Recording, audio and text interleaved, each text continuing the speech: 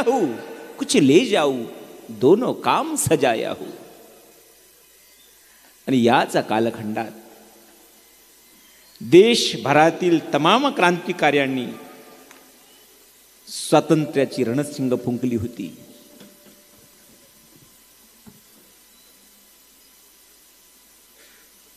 कालच 23 मार्च सुखदेव, भगतसिंग, राजगुरू फासावर गेले. हे रणशिंग कधीच फुंकलं होतं आमच्या देशातील तरुणांनी, शहीदांनी. पण मात्र 1942 साली या स्वातंत्र्याच्या चळवळीनं उग्र रूप धरलं.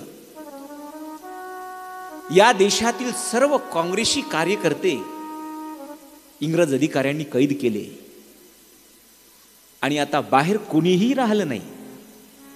त्यावेळेला मात्र आता हे काम महाराजांनी हाती घेतलं.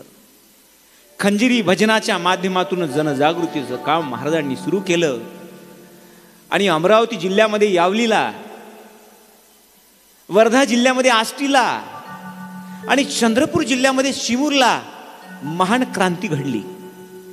महाराजांचं भजन झालं. आते हे नाथ हमारे अब काहे को धूम मचाते हो दुखवाकर भारत सारे. झाड़ झड़ुले शस्त्र बनेंगे, भक्त बनेंगी सेना, पत्थर सारे बाम बनेंगे, नाव लगेगी किनारे, आते है नाथ हमारे. अशा वीरश्री भजनांनी जनता पेटून उठली आणि आष्टीच्या तमाम नागरिकांनी आष्टीचं पोलीस स्टेशन जाळून टाकलं. चिमूरचं पोलीस स्टेशन तेथील लोकांनी महाराजांचं भजन ऐकता जाळून टाकलं आणि भारताला स्वातंत्र्य मिळण्याच्या आधी पहिल्यांदा हे दोन शहर, एक चिमूर आणि आष्टी, 1942 साली स्वतंत्र झाले. हा इतिहास बहुधा लोकांना माहित नसेल. भारत देशातील चिमूर आणि आष्टी हे क्रांती घडली आणि तेव्हाच ते स्वतंत्र झाले. आणि महाराजांची भजन चालू झाली. महाराजांनी आपले भजन आता देवभक्तीकडून देशभक्तीकडे वळवली आणि इंग्रज अधिकाऱ्यांना खडसावलं. झूठी गुलामशाही